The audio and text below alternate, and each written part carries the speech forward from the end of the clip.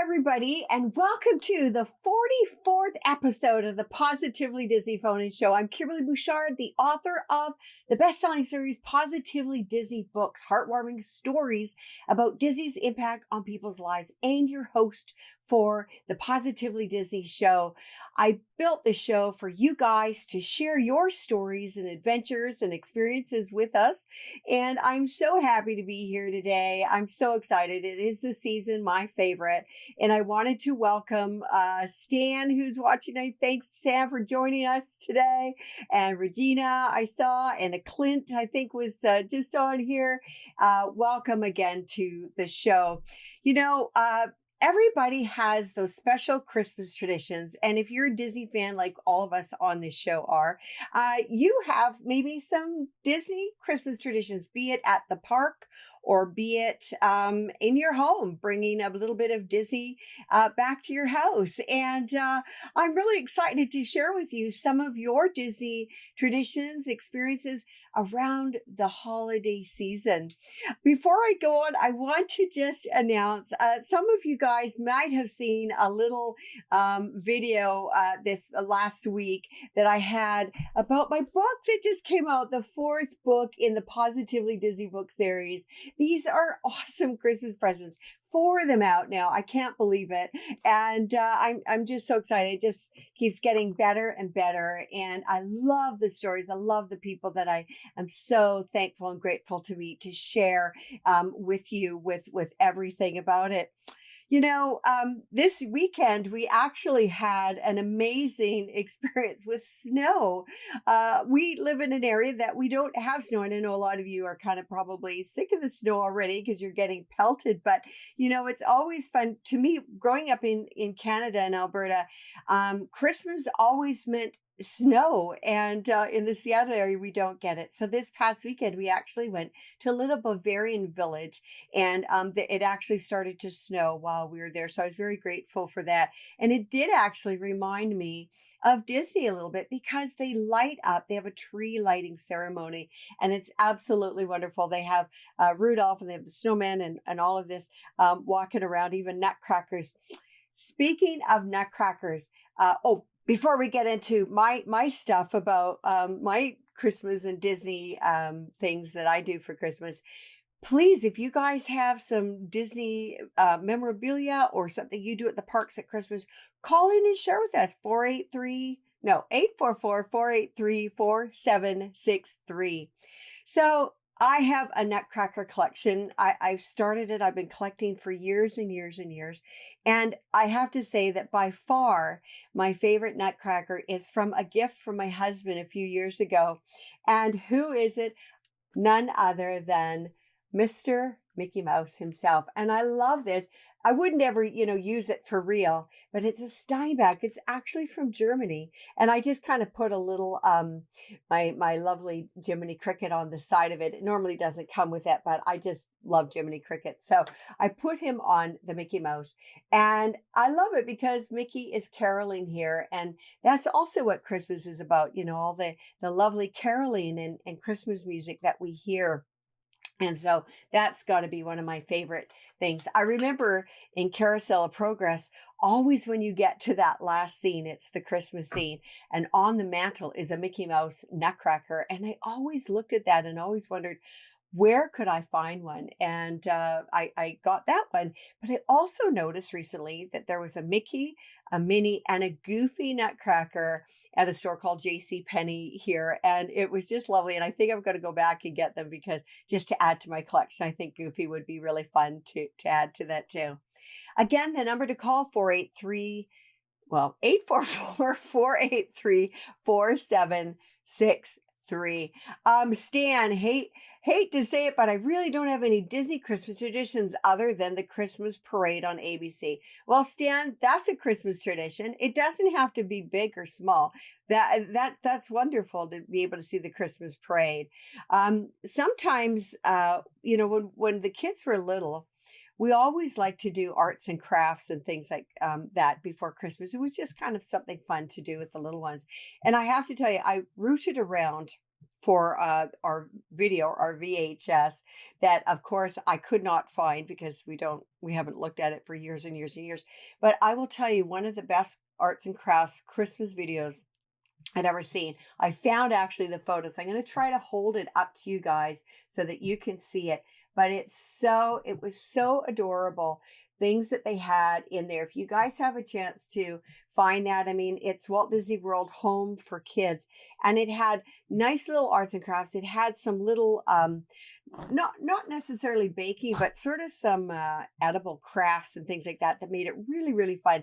We did that every year while the children were little, and absolutely, I will say, Disney chefs and all that put those together. I noticed there's some newer ones I haven't checked out because my kids are older now, but I think you would love them for children, grandchildren, or whatever. Just kind of this nostalgia of it. Just take a look at for yourselves. Another Christmas tradition that we have in our family has to do with gingerbread. And because I'm such a huge gingerbread making fan, anytime that I am blessed to be in the Florida area for Christmas, I go to the Grand Floridian to see the giant walk-in gingerbread house. And if you guys have ever had a chance to see how that process is done on YouTube, they do sort of a sped up process, and they give all the statistics on that, how to build that thing. It's so cool. And they actually have a little um, kind of booth in there that you can actually purchase gingerbread and all that. So I always make an effort to go and take a photo or buy some gingerbread. And because I'm such a gingerbread person, we do have gingerbread houses each year.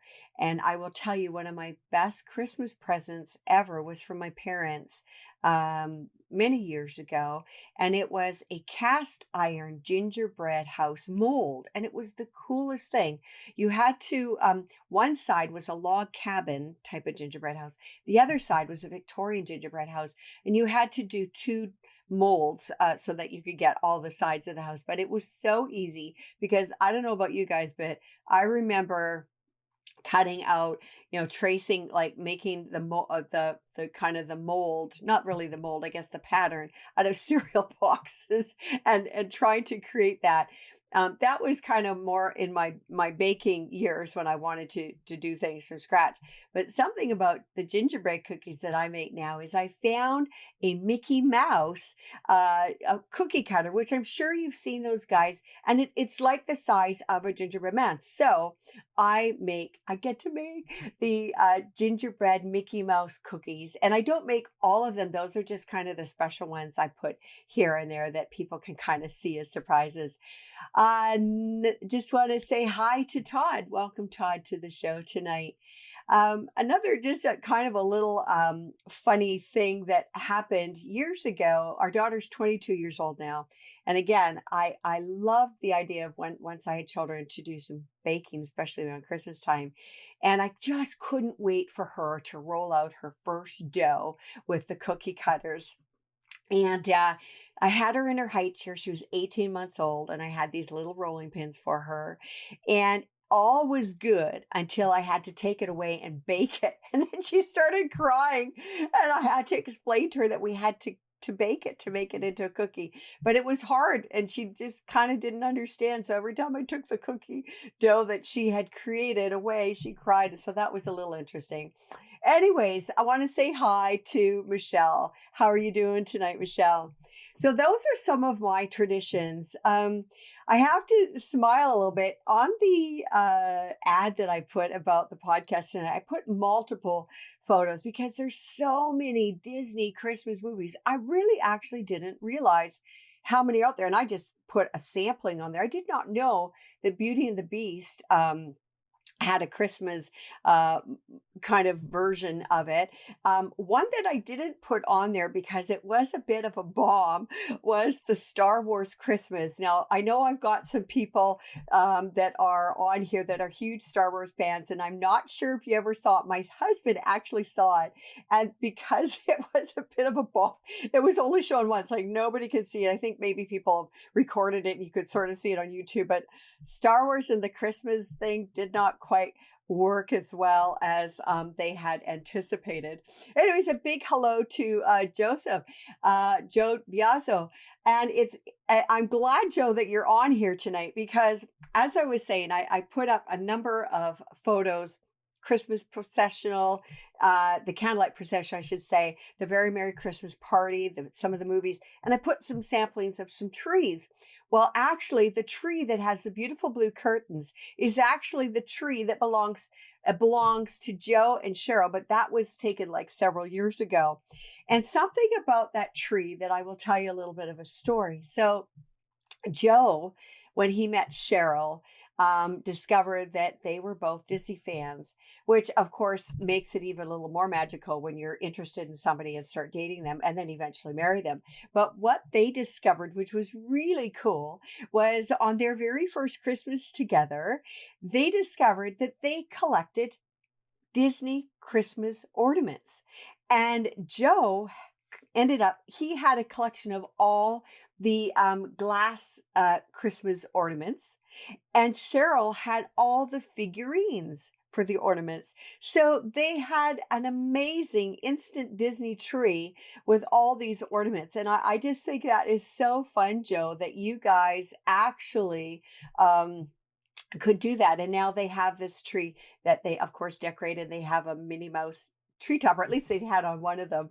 But it was just really fun. So, Joe, I think that's really nice to see that you are on here and I can tell people about that tree. Todd says he only has one tradition: no presents under the tree until Christmas morning. That's awesome. That's so awesome. I know I find it hard sometimes to even get things wrapped until Christmas morning, but that's a really nice tradition. Stan, how could you miss the Star Wars Holiday Special? Stan, you must have seen it, have you? Now everybody's going to go look at this, and I'm going to get a call from Lucasfilm saying thanks a lot because George Lucas was really upset about that show. He didn't want anybody seeing it at all. It's just kind of interesting. It's kind of funny. It's just interesting if you can imagine Star Wars with a Christmas theme. Something that I have just decided to start. And it's because of my trip to this little Bavarian town where they had, it's called a Kris Kringle shop.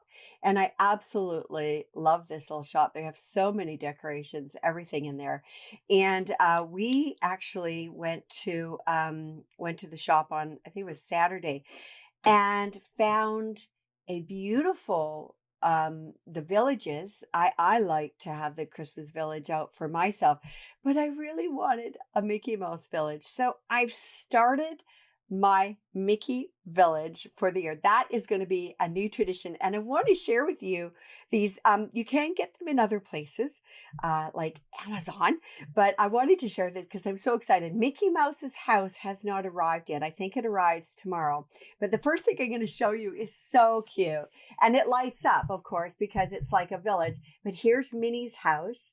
And I just really love that. And something about these houses and the collections and things like that is there's a lot of, believe it or not, forced perspective. You know what they use on Main Street, USA, where they deliberately make the buildings, larger in the front to make them a little bit smaller as you go back. And here, because I have a bit of a sweet tooth, I actually got the candy, the Mickey Mouse, the Mickey's candy shop. And I just adore this. I think it's just so fun. So that's kind of me. And I can't wait to get the Mickey house because that is going to be that'll be it for my collection. But I did have to get a few other little things that I'm really excited to show you. So this one is so darling. And this is Mickey Mouse. building 3 snowmen and putting the little snow caps on the snowman. I think they're so sweet. Now, the funny thing about this, remember I was telling you about forced perspective. So Mickey Mouse is actually about 25% smaller than Minnie Mouse. And so what I've done is I've put him back a little bit so that he looks like he's further off in the distance. But the Minnie Mouse that I got was she's going to be putting a bow on the tree. So I've got Minnie Mouse, but again, it's a little bit of a forced perspective because Minnie for some reason was bigger. Another thing that I really love, I've got two more little items that are going into here, was the golden Mickey ears on top of a Christmas tree. I absolutely love that. I wish that they had real tree toppers that were gold Mickey ears. Wouldn't that be so cool, guys? Like, I don't know, unless we could just find a pair of ears and then spray paint them gold.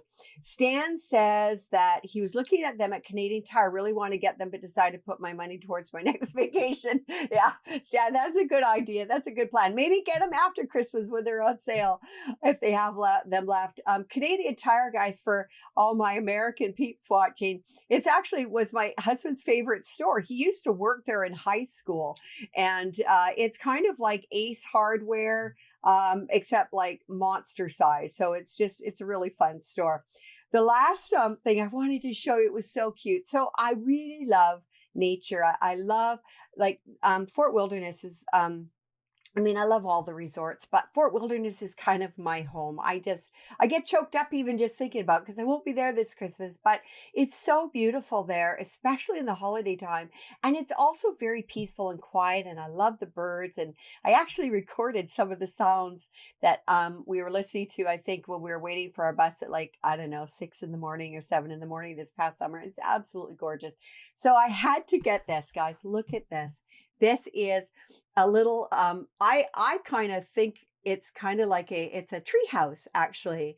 And it's just something that I thought was so cute. And of course, if anybody ever is in the inkling for building a tree house or even a gate, and I think I'm going to have my husband put this in, I want to put one of those little, the Mickey cutouts in the top of the gate and my fence, because I think that'd be fun. And if I ever have to put in a new fence, you better believe I'm going to have Mickey cutouts all above the fence because it's just so much fun.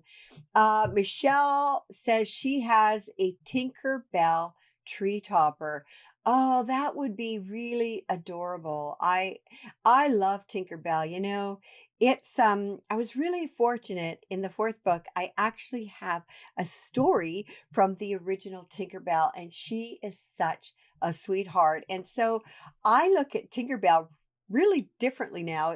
Tinkerbell's even closer to my heart because I think of Margaret Carey, who is 90 years old, and she actually wrote a book called Tinkerbell Talks that I just absolutely love. So yeah, tree toppers. I've not been able to find a lot of Disney tree toppers, but it's something that Tinkerbell tree top sounds really delightful. Michelle, you'll have to send me a photo or something of that.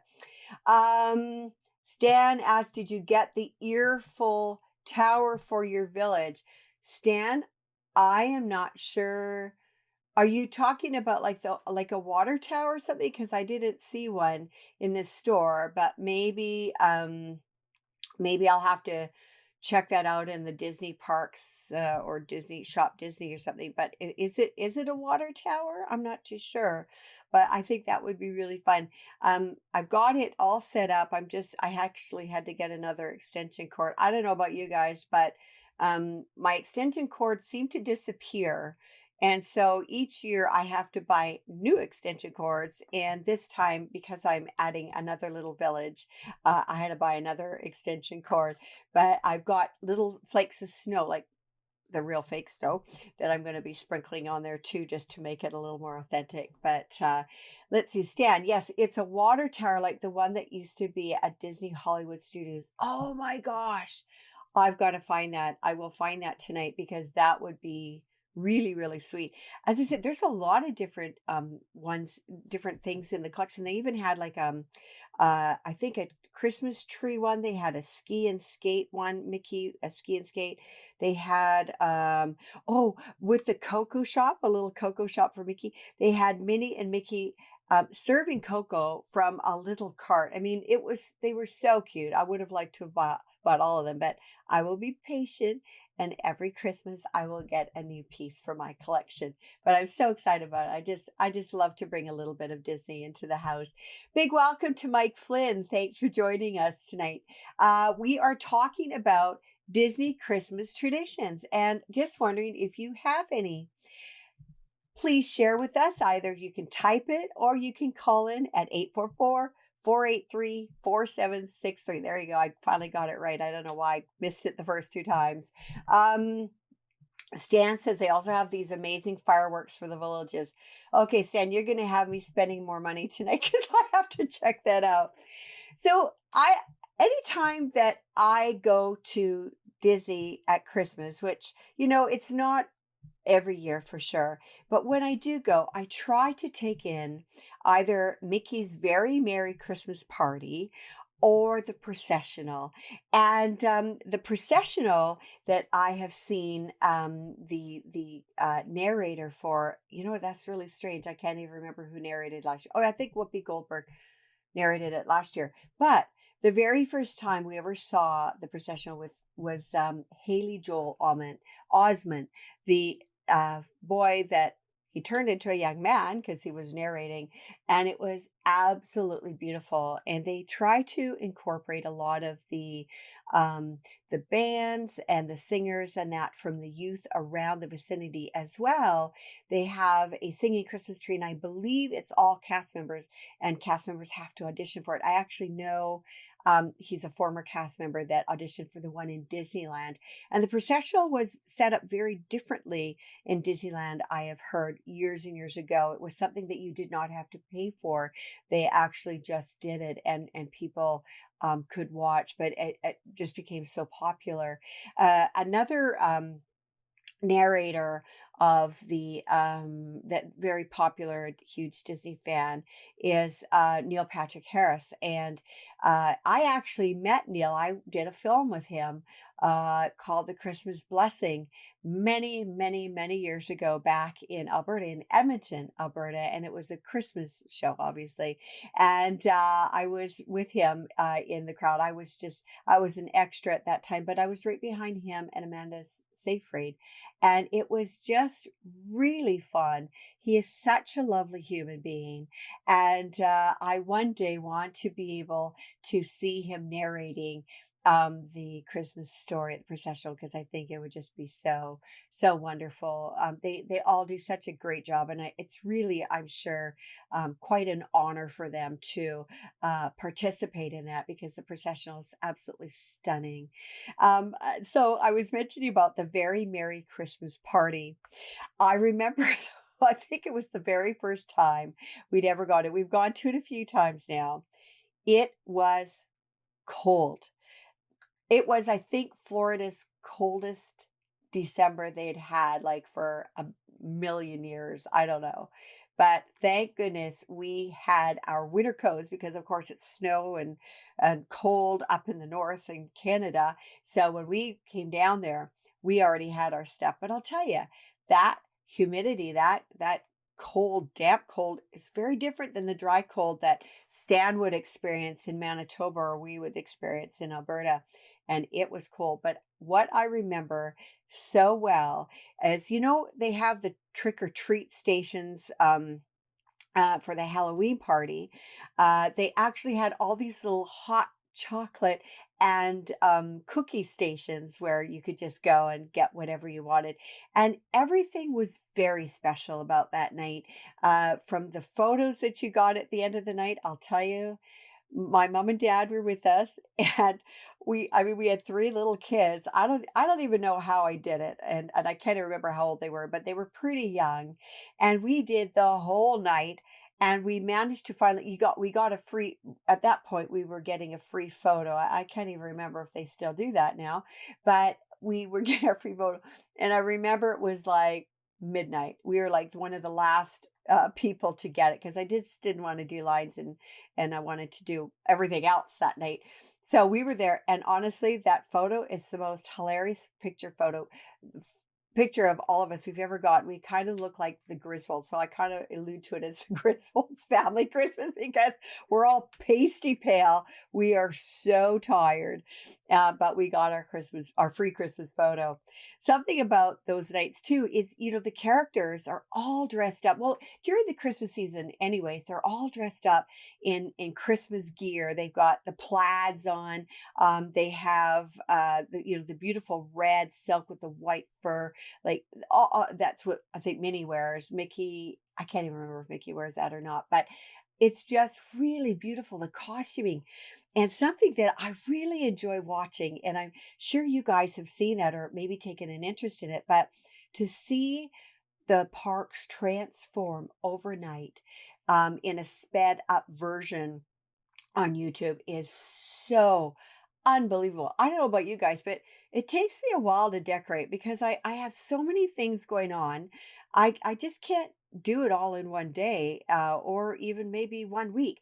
As a matter of fact, my tree, because we went with an artificial one a few years ago, the lights are on it, of course. We add extra lights because I've got Mickey stuff and all that, and but I haven't had a chance to decorate it because I really want all of us to decorate it. So that is, I guess, another Christmas tradition. Our whole family decorates our tree together. And our daughter has her own apartment in Seattle now, but we still make an effort to decorate it. And my husband does the lights, and that's pretty much it. The rest of the kids and I, we do the decorating, and it's just something that I really really love. And it's actually reminding me of a Christmas that my daughter was overseas studying in London. And she got home kind of late in December, and we waited for her to decorate the tree. But something that she brought over with her, because when you are overseas, it's really easy to fly to these different countries and very cheap too. Her very last weekend in Europe, she went to Switzerland and did a chocolate making course on top of this mountain. I just think, wow, what an experience. Well, she brought back some of the Swiss chocolate, and she made the best cup of hot chocolate ever. So what we did is she warmed up some milk, just not scalding, but just warmed it up on the stove very carefully, and just took the whole thing of chocolate and melted it into the pot and mixed it around, stirred it around. Oh my gosh, it was magical. It was like it was heaven in a mug. So guys, if you want the perfect hot chocolate, just do the milk thing. Or, if somebody has maybe can't have milk, try almond milk if you can tolerate a bar of Swiss chocolate. And quite frankly, I would do it with any chocolate that tastes good, like the Cadbury chocolate. But anyways, it just brought back a quick memory of that one Christmas. It was so lovely. Stan, he goes, I don't know, Winnipeg is the coldest city in the world. I think I know a little bit about cold. Yeah, Stan. So Stan lives in Winnipeg, Manitoba, which is one of the prairie provinces in Canada, right above I guess it would kind of be the Dakotas, sort of like on the little bit of the east part of the Dakotas. And it is really cold. I mean, on the prairies, there is nothing really to shelter the wind. So I remember traveling back and forth to my grandparents' place. It would be like a 6 or 7 hour drive because back in those days, you didn't really go that fast. And the highway that goes across Canada is actually a 2-lane road most of the time, at least back in that time. And the snow would drift on the road, and it's pitch black, and you can't see anything. But it was always fun to see the Christmas lights in the houses off in the distance when you're traveling a lot, because there's really like nobody out there. And again, I've mentioned this before, and a lot of people don't realize it, but the whole population of Canada, so you think about how vast a country Canada is, fits into California. So there are people, especially on the prairies, when you've got the farms and that, you don't see a big population. You see little towns and that, but you really do enjoy the sights when you see a farmhouse all lit up in the dark while you're traveling along. Wanted to say a hello to Mary. Thank you, Mary, for joining me tonight. And my sister, actually my sister Dee from Canada just joined me. Hi Dee, I didn't know you watched my show. That's awesome. So anyways, if you guys have any other Christmas traditions, please share with me. And I don't know what's with this scarf. It just keeps popping off of me. But anyways, I just love the Mickey Christmas party. If you ever have a chance to do that, I know that it's kind of, you have to, pay an extra price for the ticket and that, but it is so lovely. And something that I must say that I really, really enjoyed the Osborne lights, and I hope that somehow those are brought back, because that was something, I don't know about you, but we were there that year that was the last time the Osborne lights were in, because it was just when we found out that they were going to be taken down, we thought we better go check it out, and us and probably a million other people, because it was pretty packed. My sister is just actually telling me about something, and it's so funny because being my sister, she would have been on those road trips to Saskatchewan from Alberta at Christmas. I remember I told you the roads weren't, we didn't have a lot of roadway, and it was a little bit slower. Well, our family, our very first car was a Volkswagen Bug, and everybody loves Herbie the Love Bug, and we called him Herbie, and we loved that little bug. And at that time, there were no seat belts. So for some reason, us kids would climb into that very, very back part that's behind the seat. It was the best seat in the house. Sometimes I think we could fit two of us in the back there and just look out the window and be all hidden away and watch the stars go by and the Christmas lights on the houses. But it was awesome. Mary, she said, I saw you on the Behind the Ears podcast, thought I would check your live show out. Thank you, Mary, for coming on. Yeah, it was lovely to be a guest on their podcast. And she said, I wish I had seen the Osborne lights. Mary, I'm wondering if you can possibly YouTube, the internet has everything. I'm wondering if you can actually catch that on there. I know that with the Osborne lights there, it would start to snow, and some of the things, it would get me quite emotional. Actually, it was very, very powerful, and it was unbelievable the number of lights that they put in there. Unfathomable. And the Osbornes was they're a family that actually donated their lights. They used to decorate their own house. They had a little acreage, and they would decorate their own house and everything, like out of the yard, like they did with Osborne lights. And their neighbors kind of started getting a little cranky with them, because all these people wanted to see their house lit up, because I guess it was something phenomenal. I got to check that out too on the internet, see if they actually have some of their house lit up, from back before they donate their lights to Disney. But yeah, all these people would go by just to see their house lit up at night, and they had to kind of figure out what to do about the neighbors not liking everybody coming by. But I think they kind of compromised and had certain hours of the day or certain days of the week. As I can imagine, if you're trying to get into your driveway or get into your house and you're the neighbor next door, and you have to wait 100 cars or whatever behind just to get into your driveway back home for work. So I'm sure they figured it out. It was just really, really, just a really nice thing for them to do, to present, and it was really just really lovely. I have such fond memories of that. And there's little things, that you can remember from your childhood even, and my sister remembers us playing card games with the adults around our grandmother's kitchen table, played Remoli for pennies. Well, they always had a sack of pennies, and we'd have buns and kind of a spread late into the night, which was a big deal for us little kids, to be at our grandparents' house on Christmas. And I'll never forget, actually, since my sister's on here, just brought back another Christmas memory. I remember that she was sick. Either she had the measles or she had, I don't know, something like that. And I remember getting up in the wee hours of the morning. I'm sure all you guys have done that too when you were little, and going out to the living room, and there was these beautiful doll carriages there. I had the blue one, she had the red one. And I don't actually see carriages like that anymore, but it was kind of like the pram, I guess, that you would say in the UK, the prams. And it was so fun. And I remember later years, after playing with our dolls, we got a wiener dog, Max.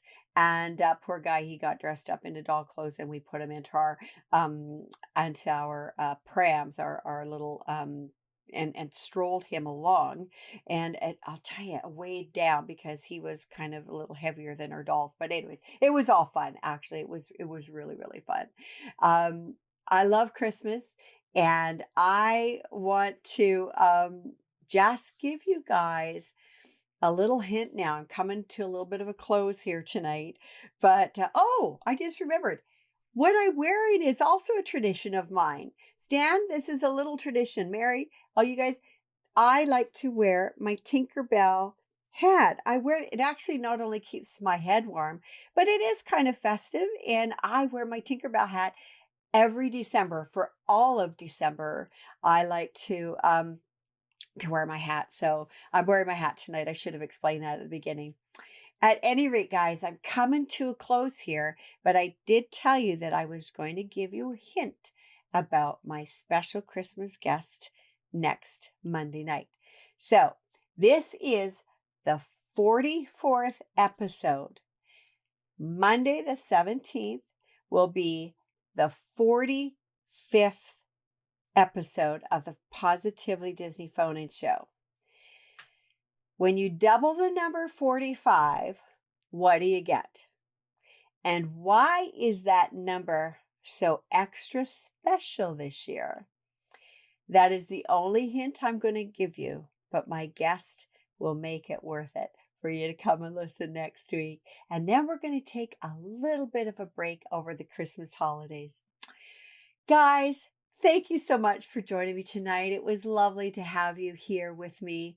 And again, there is your hint.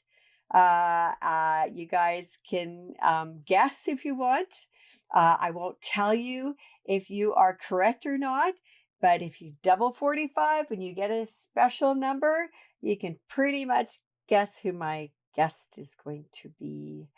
Anyways, have a great week, you guys. Stay warm, stay safe, be safe, and we will see you next Monday. For now, take care. Good night. Bye-bye.